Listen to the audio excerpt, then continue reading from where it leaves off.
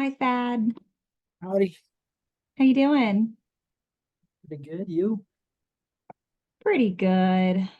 That does not sound convincing. This is just my favorite topic. It's so easy.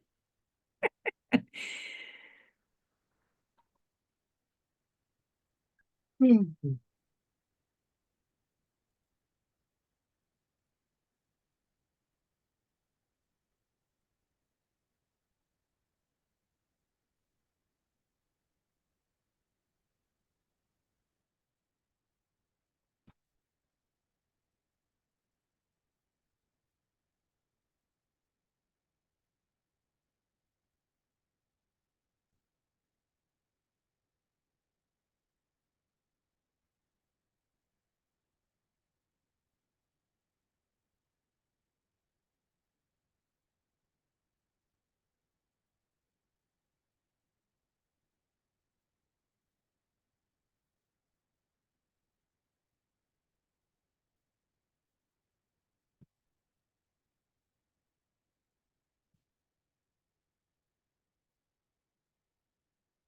Call in from a number ending in 4679. Do you mind revealing your identity, 4679? Yes. Hi, this is Kendra Kleinschmidt from Eagle County. My internet's out at the moment, hoping it's coming right back so I can join regularly. Okay. Well, good luck with that. And I think we've got a pretty critical mass here. I just want to start off and say I apologize for the last minute scheduling of this. I had sent the email and the calendar invite out earlier in the day, and then at about 4:30, I realized that none of my emails from the entire day had been sent out. Um, so I think this will be one of many conversations to come. And I'm, maybe even have kind of a secondary meeting to continue the discussion, especially with folks who couldn't make it. And I'll probably put together some sort of summary on that and share the recording with the CHSDA team to kind of provide out. So there's kind of two closely related items that are bringing us all together. And sorry, for Human Services friends that don't know, my name's Katie First. I cover HHS policy for CCI, and am the lobbyist. So I work with the legislative committee very, very regularly, but I know not all of you are involved in that. So there is language in an interim committee bill that makes some references, and I'll put that language in the chat, to courts ordering the filing of a DNN petition, as well as ordering investigations to occur. That is pretty narrowly focused on cases related to competency for juveniles. However, many of you probably remember the Raise the Floor bills that have come out in 2023 and 2022. And my understanding is that those same proponents have lined up sponsors who are running the bill again in the 2025 legislative session.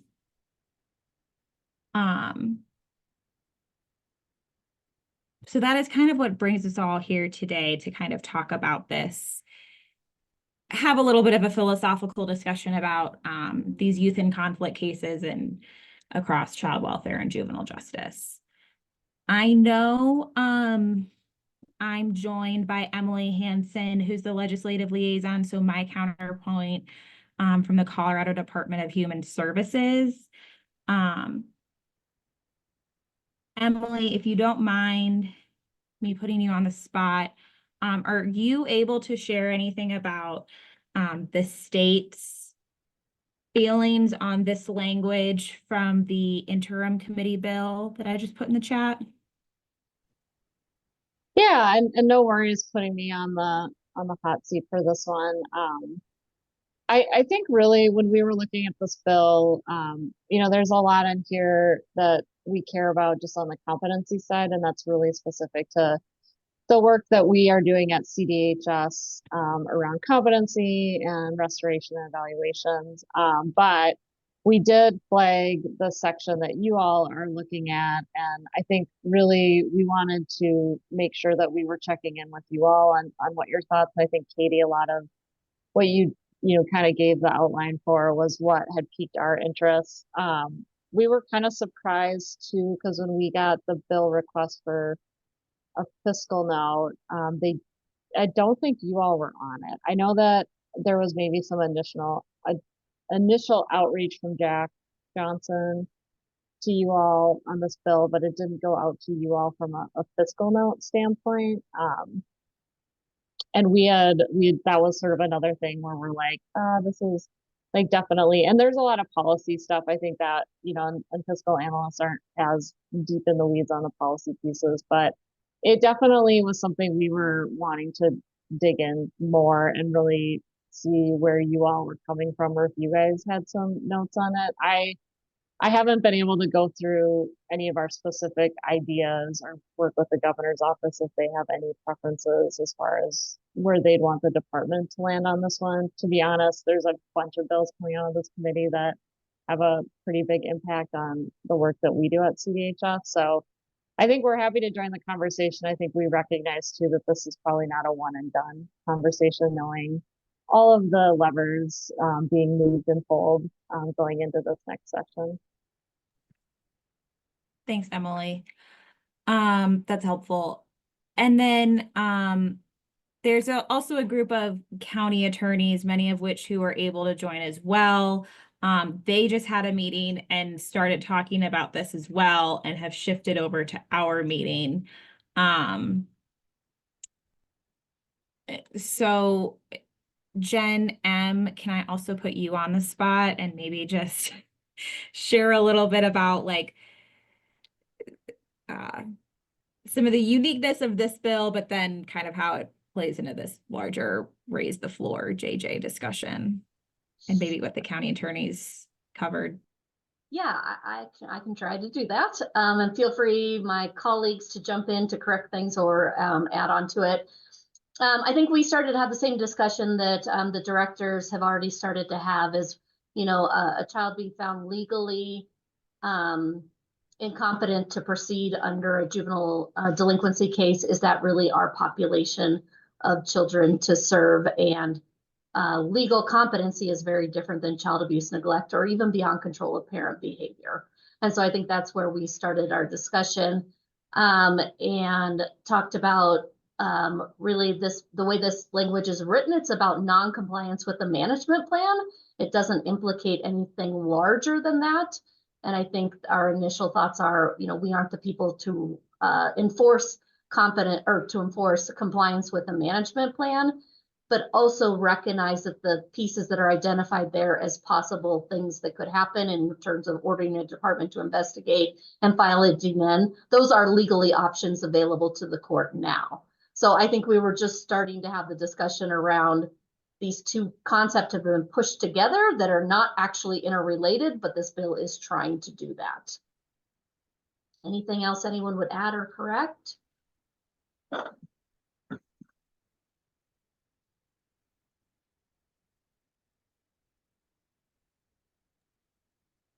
That's helpful. Thank you.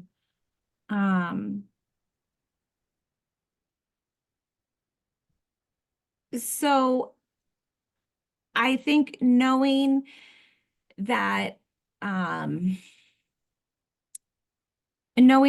this ability for the court to file or order the county department to do an assessment and file a DNN, but it is still up to the county really on whether or not they want to prosecute. I think it would be a helpful conversation to start off with. If you all could kind of share, like, does your court in JJ cases order assessments, how do you treat those, and kind of what happens from there? If folks are willing and able to share. I'm happy to share, Katie. Yes, our courts can order us to do an assessment. We try to convince them not to order it, just ask and we'd be happy to do it. But they can order an assessment and our staff take that quite literal. So they'll go out and assess and see what all services the family has had or hasn't had, what they feel like maybe could be helpful. And then present that back to the court as a recommendation that here's what we believe could be helpful, here's what we could help with, here's what we think they could probably receive from CYDC if they're already involved with CYDC. We partner with CYDC in those assessments to negotiate and determine, is this something you already can do and you have the funding to be able to do it? And if the answer is yes, then our recommendation is that we don't get involved. They've got what they need and the CYDC is in agreement that they've got what they need. Occasionally, the court will order us to file a DNN. We try to be very proactive and involved so it doesn't come to that, so that it's our recommendation that a DNN needs to be filed and that we will be filing. But so we try to avoid them just ordering it, and especially ordering it before an assessment's been completed.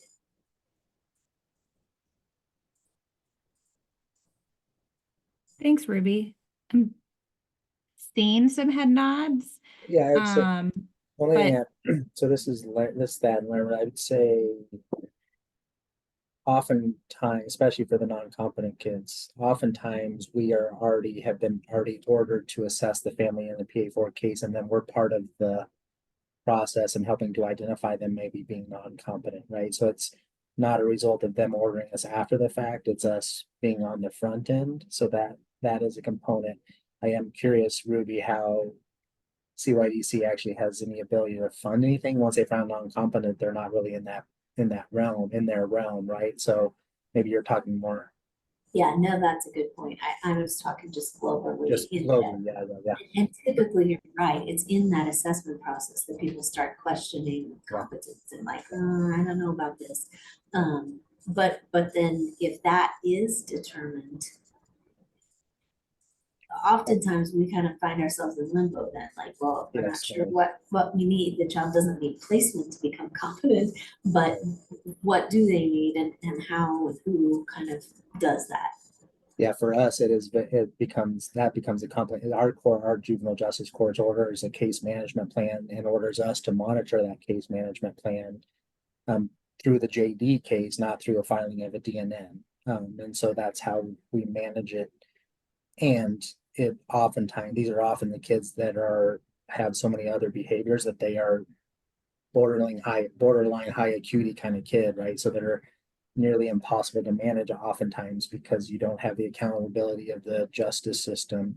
You have a lot of behavior. They have the IDV functioning that's kind of playing in there. So it becomes oftentimes a very difficult population to manage.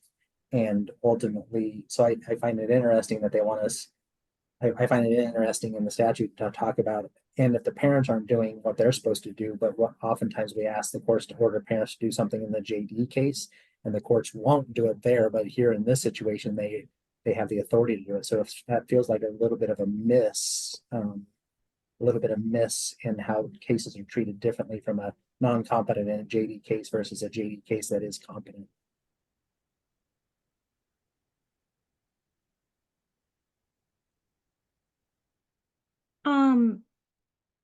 Ruby or Thad, not necessarily in these competency cases, but more generally when you are ordered by the court, probably just to do an assessment. Even anecdotally, do you find that these are children or families that you are already aware of? For the vast majority, we've had history as CP for sure. You're muted, Ruby. Yep, I saw that. But sometimes we're aware of them before they even were ordered. And in those instances, we try to appear at court and try to go on record that we're already involved, we already know, we're already working on an assessment. But to Thad's point, I would say 85% of the time, there's been some type of child welfare history in this young person's past. Annie, jump in. So I would just add that I think it's really interesting what Thad and Ruby were just talking about, the flow between what's ordered in a JD case versus JV, because in small and medium counties, it gets so messy because we don't have these cases often that we don't know which one has the lead role. And even though we try to work through across the reuse plan, like it just really stays in a very open space. And so there's no clear definitions of who needs to provide those services, who's doing this report, who's doing that. And I think having some of that language in there also continues to complicate it, and it doesn't define it for two separate roles for a JD and a JV case. So just throwing that out there too.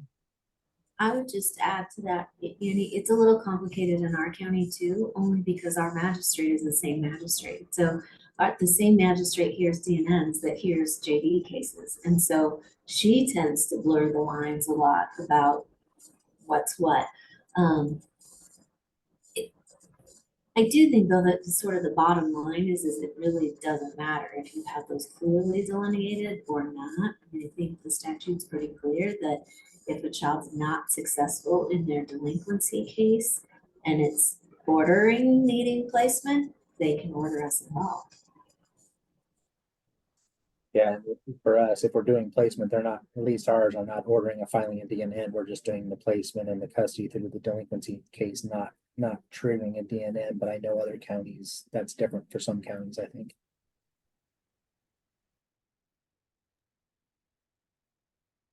If it's different than your experience, anyone on this call, I hope you'll jump in, because I think that is something that I think we're hoping to kind of learn and parse out of like Annie, it's really interesting to hear that like the definitions and the roles and the responsibilities being so blurred is part of the problem you all have. And is that a Pandora's box we need to open? But just knowing that, like, knowing some of these rubs and knowing that every JD is very unique and treats these cases uniquely, that's what's helpful to hear. So please Well, share. I was going to say, to Thad's point, when he was talking about placement and how they can handle that through the JD case, our judge prefers it to be in a JV case, right? And so then there's that piece of it, because I think in their mind, it's more managed. The family and the youth are more managed, and there's more control there, when essentially we're trying to say, no, we can do this over here. But yeah. This is Heather Walker from Weld. I mean, I would agree for the most part with what everyone's saying. I think the complexities are what brings so many different players to the table. And then no one, like Annie said, no one has clear roles or definition of who's doing what, which then it just ends up on the department's plate essentially. And I mean, sometimes we're not always the greatest at everything, right? Like sometimes we're just really good at what we do most. And I think that's probably the biggest part for Weld, that we have a magistrate right now that wants us to do everything, like literally wants us involved in every situation, whether it's competency or just helping a parent out. I mean, really, it's on the JD side, it's been really difficult for us. So adding in language like this, even though I know that it's already in statute that they can do that, I mean, he's even approaching right now reasonable efforts in a JD situation, which I don't think is in the law. So that's why I'm a little more skeptical about kind of where this is headed and kind of what it looks like, because I don't feel like our bench is on board 100% of the time with what the law is meant for or what it's saying. And so they take it and kind of do their own thing. And then we're held to that standard essentially of whatever their understanding of the law is. So any kind of consistency between courtrooms and court, that's really where my advocacy will be, and ensuring that it helps families ultimately, because they're the ones who get stuck then. And then you add the Ray a whole nother entity, or you add whoever's doing the competency evaluation to that.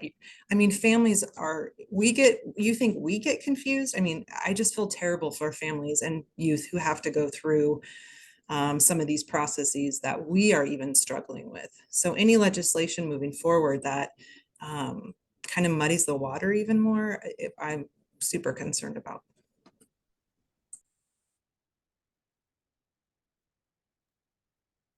Oops, I appreciate what Heather said, and I think back to the CCI conference where Jen Mollenbach and Mike Valentine sort of presented the statute. Seemingly clear, but then I think Heather raises a really good point where it isn't so clear, or where, like to Thad's point, where things sort of get mushed together and then it becomes unclear. I almost wonder, like, just an exercise for us, if trying to unpack this might help us a little, like using what Jennifer and Mike put together might help us a little bit to give even better feedback around like possible changes or whatever to this piece of legislation. I don't know what others think about that, but it does feel like things get thrown in and sometimes they don't get thrown in the right place. And so then we trip over it because it doesn't make sense. Heather Durasco. Well, Barb, did you want to respond to what Ruby just said first? And then I can go.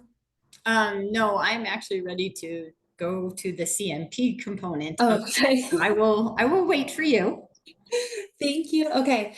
So my question, I just want to come back to Jen's report out about the county attorney discussion. So specific to this bill language. So Katie, I know you're going to check in with the committee chairs tomorrow morning. If I am hearing what Jen said right, the language is kind of confusing two separate concepts and pushing them together. So one is if a child's just found legally incompetent to proceed under the JD case, that's not within child welfare responsibility if non-compliance with the management plan. And so is that kind of the direction for tomorrow, at least on this piece, that Katie, you want to bring to the committee chairs around like helping them understand why this language doesn't make sense in this section and why it's two separate pieces of statute? I just kind of wanted to bring it back around on this item to kind of wrap up what you thought your next steps were for tomorrow.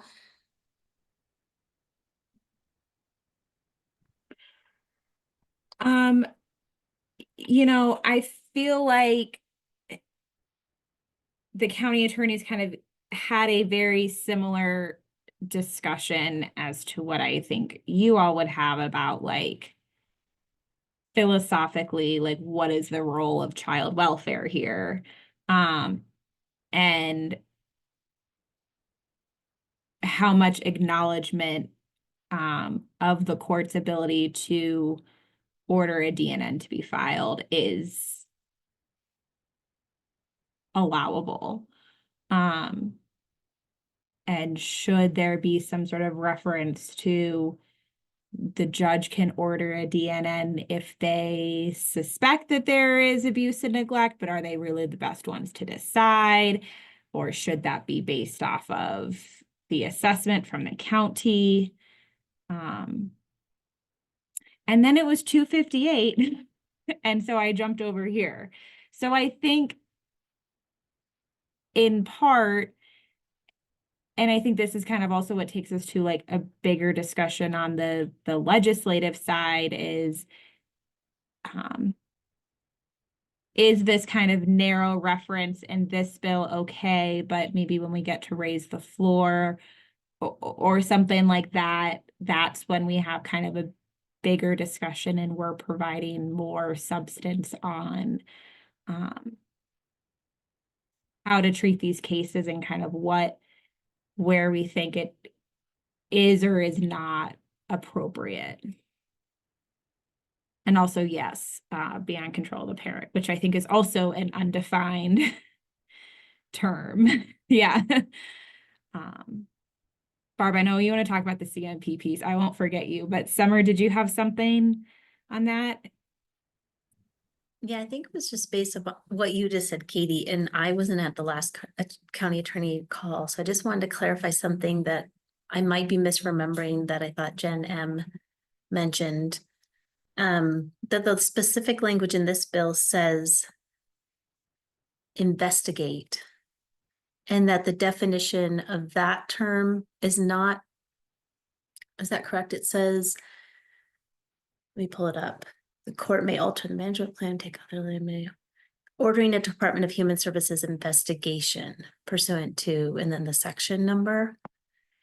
I guess my question it was, I thought I heard on the county attorney call that that didn't necessarily mean that there was a DNN. Does that mean a referral to Red Team? Does that mean an assessment has to take place? Like, what does that particular language require of child welfare? And did you guys discuss that? I apologize if I missed that because I joined late.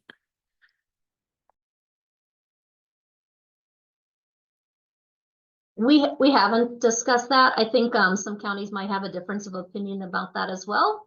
My understanding is some people take these ordered assessments and put them through Red Team and decide they meet criteria and screen in or out.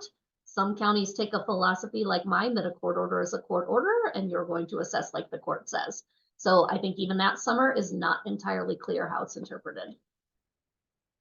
Right, And thank I you. would just add, I've seen written guidance from the State Department that says you can determine whether it meets criteria for an assessment. So I don't even think our supervisors are clear what that means.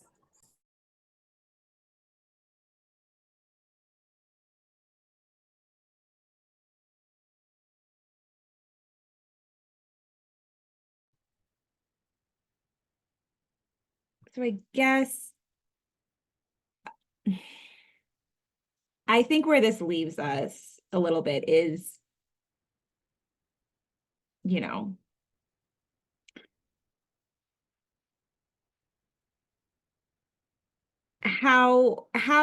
like philosophically, how do you as child welfare experts believe these cases should be treated?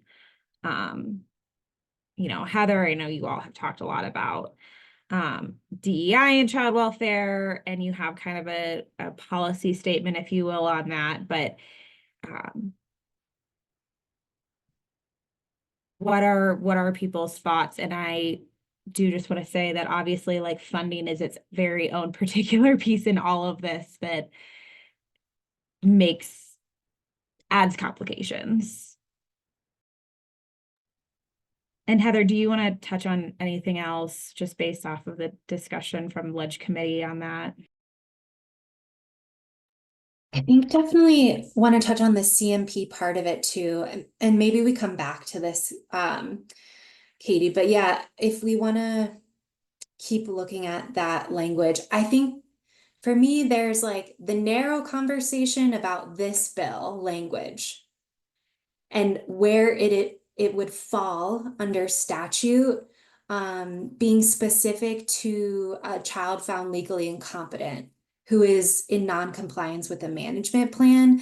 And then there's some of the other larger implications related to other conversations where we often find all of a sudden there's language about referring to a county for other JD cases. So I'm trying to keep it a little separate as much as we can, but also think about the next steps for larger implications too. But if it's okay, maybe we talk about the CMP portion. Yeah, go for it. Barb, you're up. Thank you.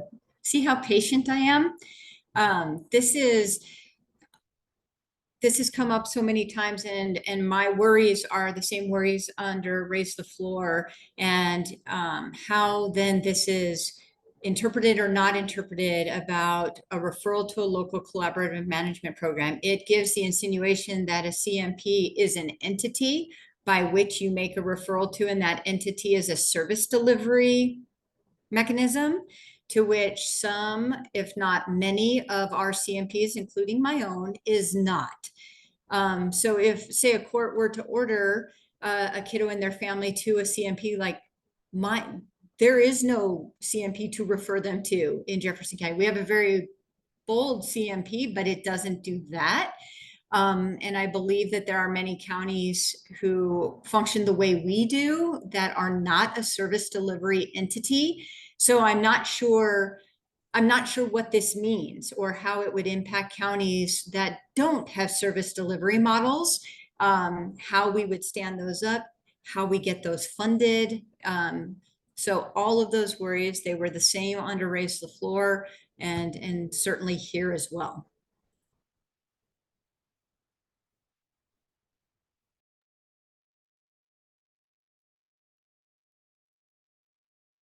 Go ahead, Josie. I agree with that. And although our CMP in Denver could take referrals in the same way, it is a voluntary service. It's optional for the family. They can be involved or not be involved. It's a support if they choose, but nobody is forcing anyone to be involved with a CMP and to receive services. So, you know, in that sense, even if it were doable across the state, if it really is a voluntary support, I'm not sure it would achieve what this is hoping for, which to me seems like more teeth. I'm not sure if it will achieve that.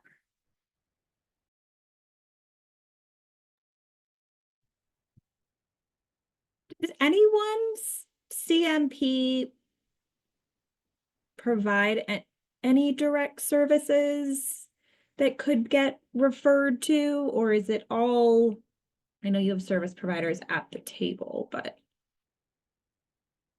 I just want to make sure that's a fair statement to say, like, across the board for the state. I would say that just because of the limited amount of funding, that they're not providing direct services more often. It's that they're referring and looking for those service providers and funding to back that. So that'd be my thought. Yeah, I was gonna echo that. It's the same. I mean, a referral could result in a family meeting, right? An ISST that could result in referrals to pay for some services, but it is a limit. It is a limited, very limited capacity to be able to fund a lot of services for a lot of folks. So this population is a relatively expensive, can be a relatively expensive population that would really drain any resource that would be available. Deb, you've been so quiet. I was eating my lunch earlier, so I would say that well, a lot of the smaller counties, the amounts that we're getting right now is about $80,000. So in order to have a coordinator of the services, if you are a county, and that's not how we've worked, we've always tried to keep a little bit of money so that we can not perpetuate our existence, but have backup and be able to continue to fund the coordinator position. But there were, at least initially, counties that spent all of the money that they received each year trying to help coordinate services, and it wasn't always the same amount. Depends on, and now all that has changed this year, but you're like that, there's not a lot of money. So it would be hard to stand up additional services based on other legislation, because in order to have the coordinator who has to do all the reporting and all of that stuff, where else are you getting the money? Unless you're a county that just happens to have some magical person providing a lot of money too. So I don't know, I put something else in the chat about like ours, just again, working to help coordinate services and prevent fragmentation and duplication of the current services, or if there was a way to refer to something. But as Josie, I think, said, it was voluntary. It's still voluntary. Everything is voluntary. So there's no teeth in working with the collaborative management program unless they do something else to make us be able to have teeth, I guess, which I don't want.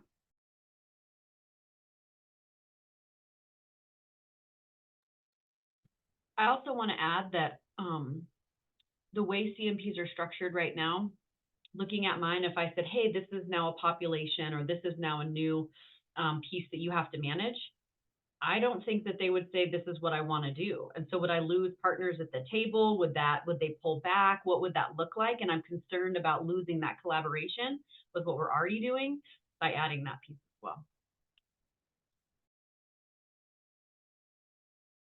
In order to have, I'm sorry, Summer, I just jumped in. In order to have a CMP, you have to have all those different partners at the table. So if you start losing those partners, then you don't actually have a CMP.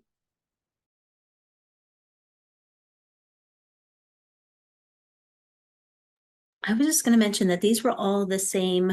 This is all the same information that we shared during the Raise the Floor conversation with the proponents that didn't have any impact on their views of what they wanted to bring forward. And I only say that because, you know, Rep. Amable sits on the interim committee that brought forward this particular language that we're discussing now. And she has said that she's bringing back the Raise the Floor bill, calling it youth deflection, as you've all heard, and that there would be 3 levels. And I just wanted to mention it because she's talking about teeth at one of the levels. So she's saying the 3 levels would be, and she won't share a draft. She won't share what, we haven't seen anything, but has said that one level would be no involvement with the juvenile justice system whatsoever, not even picked up or whatever, the youth in terms of the Raise the Floor bill. Second level might be something like, she's saying requirement of the CMP to serve, like back like they did with Raise the Floor, but that there would be a level within that that could be a, she called it a backstop, that where the juvenile justice system would come in. Again, I don't understand that, didn't share the details. Then this other level where that youth would, for certain exceptions, they would broaden it beyond murder. And for those other exceptions beyond murder would go into the juvenile justice system. And that's how she described it. We haven't seen anything other than that or any other details, but I only mention that because these all seem interrelated. And I see, you know, Representative Molly running for her Senate seat, that she sees herself as the lead on these concepts. And at least her tone and tenor with Boulder County has been like, you know, I don't care that there's not that, or they should be able to do that, or we don't, you know, it doesn't matter if you don't have funding, you can find the funding. That's been her approach on some of these discussions. So I'm just keeping that piece in mind as well as we're discussing here. Oh, that's helpful, Summer. And I wanted to ask you too, I know Boulder has one of the more robust, unique CMPs. Are there any direct services provided, or is it all still kind of through the partnerships that you're able to refer services out to? I'm gonna have to get back to you on that, but my understanding is it's similar to what someone else here put in the chat around taking referrals, and then one of the partner agencies providing those services, and also using funding potentially to contract, also having contracts to cover services. But the CMP, it again, is always a collaborative, right? As everyone said on this table, that the entities are choosing to be there. Sure. Barb?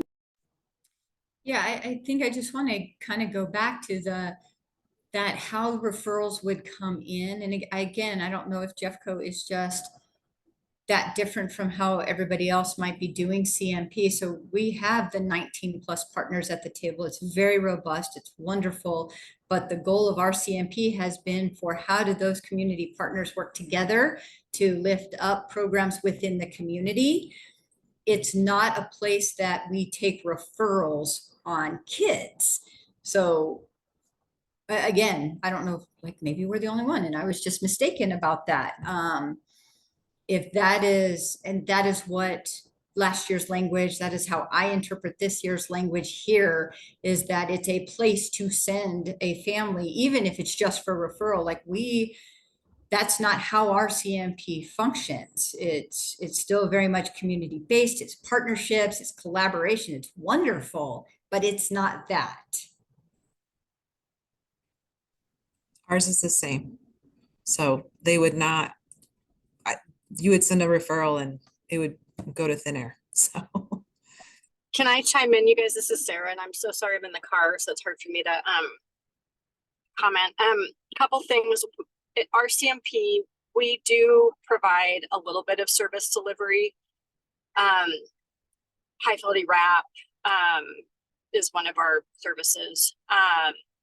And likewise, I think that there's this misperception that CMPs everywhere just accept like self-referrals from families or, you know, from any entity in the community. And like Barb said, you know, we are not like that either. We accept referrals on high acuity youth from partner entities or through certain referral mechanisms. And so it's not just a kind of any, you know, come one, come all. When I checked in with the CMP coordinators on the kind of community referral form that came out of 1249 last time, that was this kind of introduction to like any of these entities can refer to any CMP by using this form. When I asked coordinators how they implemented that form, had they distributed it, had they trained on it, the overwhelming answer was no, because the statute required that a form be developed, but there was no specific implementation of it that I recall. And that's how everyone else kind of interpreted it as well. So the form got developed, but nobody uses it because we all have this very specific way that we serve CMP kids and families in our communities. And it's usually a very specific door and not, like I said, just this kind of, you know, community referral form.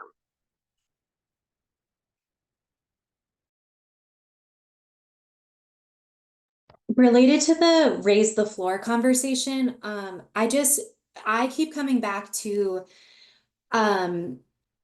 if there's a clinical intervention needed, that's a behavioral health service that, like, if there should be a pathway just for community to refer through the BASO network moving forward. And why isn't that pathway being discussed in these instances, as opposed to them always going to child welfare if it's not JD involvement? And so that piece, like, as the BASO RFP is currently being reviewed and as those providers are selected, I'm just wondering if we can start asking questions about like how the referral mechanism would work and what that care coordination would look like on that end to capture some of these populations, because it feels like they should be focusing more on a behavioral health component through the community and through the public as opposed to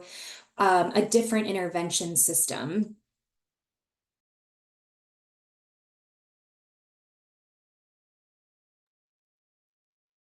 Ruby. Yeah, Heather, we were kind of thinking along the same lines. I'm thinking, as I read this, I'm really curious, what do folks think will happen with the referral to the CMP? So if they're just saying, you know, the judge can order a referral to the CMP, what's the expectation of what's going to happen? If, like in our area, what could happen is bringing families and partners and things together to have a meeting to say, okay, there's a struggle here. The court's asked us to all in our big collective and all of our partnerships to come to the table and talk about how we can help this family, and who can offer what and who can do what. If that's what their intent is, then maybe a referral to the CMP isn't a bad thing. But if their intent is to refer to the CMP for some type of service and service delivery and case management, that's where I commented that we're a lot like BARC. I mean, we have two staff people at the CMP. How would they manage all of that? And they don't have the funding to fund, you know, ongoing services and ongoing case management. Our CMP will often step in where there's a gap in funding, and use some of their funding for a time limited or in partnership with, 2 or 3 other agencies. We all sort of put in funding to bridge a gap or whatever's necessary. So that's, to me, that sort of is hanging out there, like, what's the expectation of a referral to a CMP? It's a great question. Maybe I'll find out. Hopefully I'll find out tomorrow. Josie. It was my question actually in terms of a court-ordered assessment to begin with, because when I'm reading through this, an assessment's already happened. They already have a plan in place. They already know what services are being recommended at the time, right? They're referring because of lack of compliance, not that they don't know what services are needed. So what's the role of that person to connect them to the resources that are needed, rather than referring to ask for a court-ordered assessment who doesn't know the family or may not know the family at all, versus, and also CMP. If they already have a management plan, they already have determined what services are needed, what's their role in helping get those services connected? I'm not sure what other entities would be able to do in that space that hasn't already been done, is a question that I had.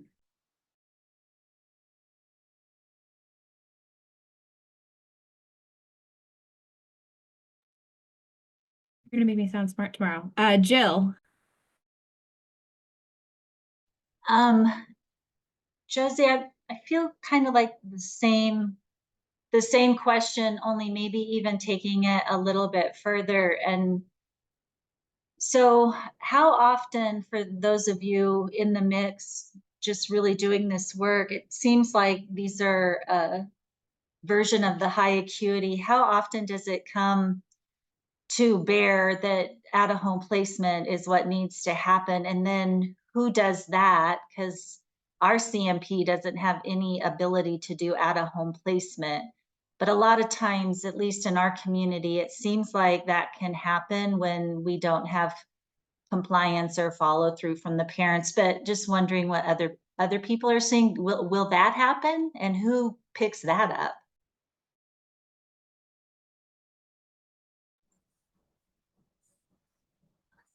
I'm just gonna jump in. I think to Josie's point, again, that could be interesting depending upon what their intent is.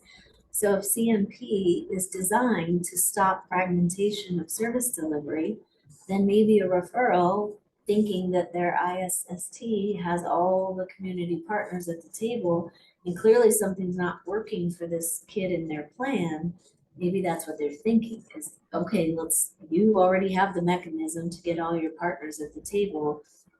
Go do that and figure out what in the service delivery is not working, and if you can figure out a solution to it.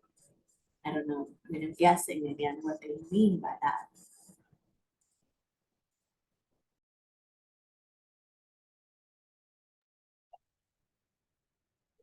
So does it happen that out-of-home placement never comes out of a CMP? Like they never say, oh, we're going to recommend out-of-home placement? Does that not happen?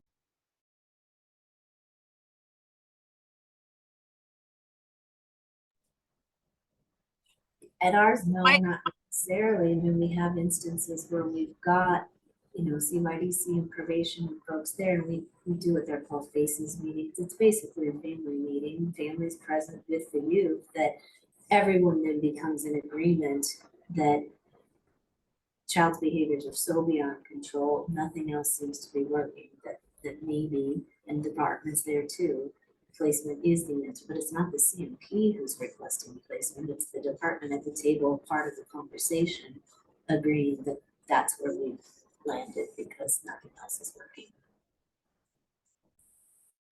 In our CMP, we with the department, as the department, may have an out-of-home placement recommendation. And I agree with Ruby. I do think that it's a good place to have a conversation about what's not working, and are there other community or partner services that could be added. I mean, I think about like when a kid is truant, we have a staffing to figure out, is there something in the family structure and the resources that needs to be addressed in order to get the kid to school? That same approach could be taken on a kid with competency management issues. And there are you know, there is potentially CCHA or the RAE at the table, or, you know, if it's a competency issue, we could invite the IDD case management entity. Is there an out-of-home placement option through a Medicaid waiver? You know, there are different things that could be explored. And I will just add that I don't think that using child welfare as a competency management enforcer is the right thing to do either. So I think if we take away the enforcement tone to it and more look at, you know, is the CMP and child welfare, human services as a partner able to help with a plan or help the family and youth, that's one thing. But enforcement, I think, is a little bit over the line. Kendra. Yeah, and that's what I was going to speak to a little bit as well, Sarah, because in Eagle County, when we think about the programming that's coming out of human services, I think about our collaborative management program in the realm closer to prevention, where we can think about it like that, although the children are already system involved, but that just generally means they're attending school, right? Because the school system is one system that's represented at the IOG. But I think where we would really run into problems is trying to use the CMP to hold families accountable, because it's that whole idea of these family meetings, which we call them, because individualized service and support team meetings is ridiculous, in my opinion. But the family meetings are supposed to be family driven, family led. That's the purpose, is to lift them up and allow them to lead the decision making.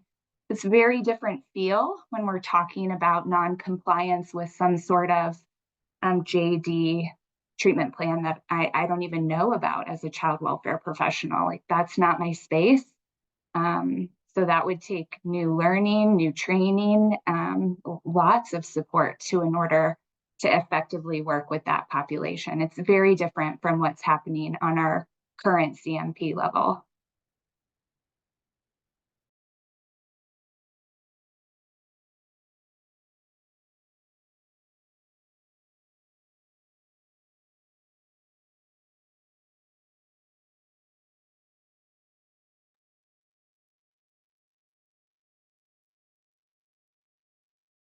These are all excellent points. And I think it is helpful for this immediate interim committee bill. Raise the floor, and its return is a little bit more complicated, and Summer hearing more about what you know from Rep. Amabile is helpful.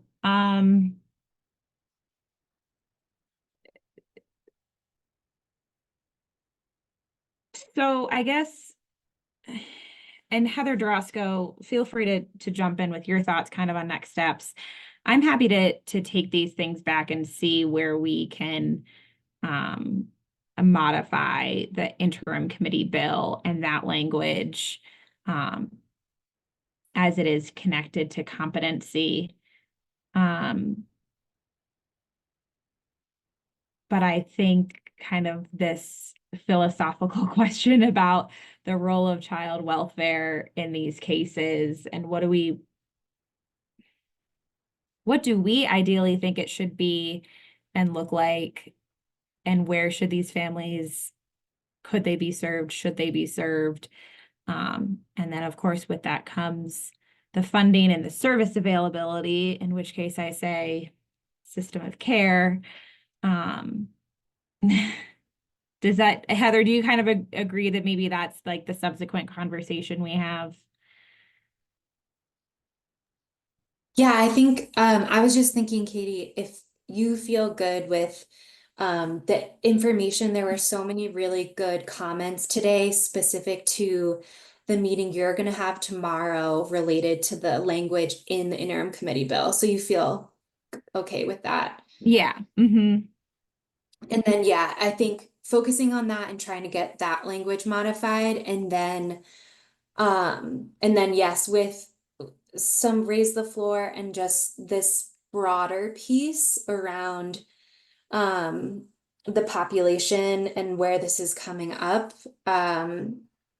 keeping that like separate for right now for you, your next step with this meeting tomorrow related to the bill. Yeah, yeah, for sure.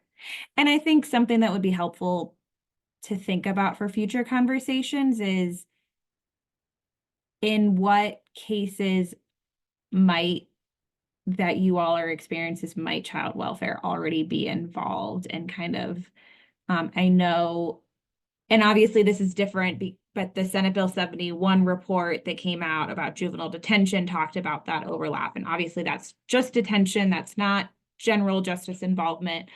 But it certainly didn't do us any favors, unfortunately. Ruby. Yeah, I was just gonna say, it creates a little angst when we talk about having a philosophical conversation, which is why I go back to the training that Jen and Mike did. And I'm wondering if Jennifer, you still have the slides from that training, it might be worth us all taking another review, because I do think that there is disagreement about where we should or shouldn't be involved in juvenile justice, but the statute is pretty clear. And so I want to just be careful that we don't wiggle around too much with what we philosophically feel like we should or shouldn't be doing. And it's probably something that's already in statute saying we must do. I just want to be sure that we're careful and clear on that. And then it'll help us to see where are the places that it's not already, and we do have the ability to push back or to, explain why that causes confusion or causes further system penetration or whatever the thing is. But I just know that not all counties think the same way about what we should and shouldn't be doing. And so then we do sometimes get into these big philosophical conversations about is that child protection, and do we belong involved? And no, it's not child protection, but the statute tells us we're going to be involved. So we just need to be careful.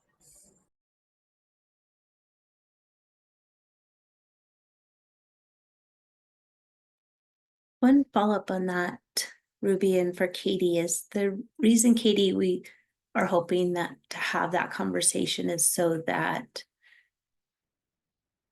counties can be clear when legislators are going to change the statute this year to direct child welfare when to be involved. I guess that, I think it was your reason for having the philosophical conversation, because I think as it would be helpful for the folks working with legislators to have a very clear response to more than just the confusion, I guess, why, specific instances would not require child welfare involvement, et cetera. Those kind of direct and clear examples.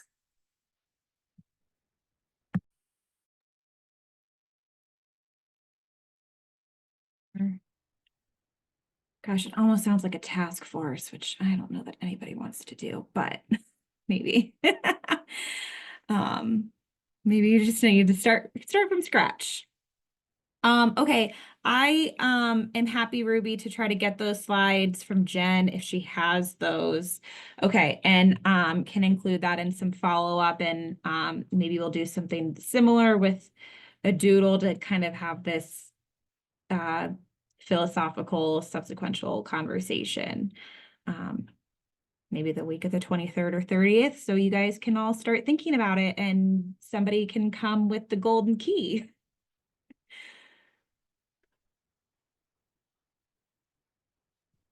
All right. Thanks, everyone. Unless anybody has anything else, hope you have a good rest of your afternoon.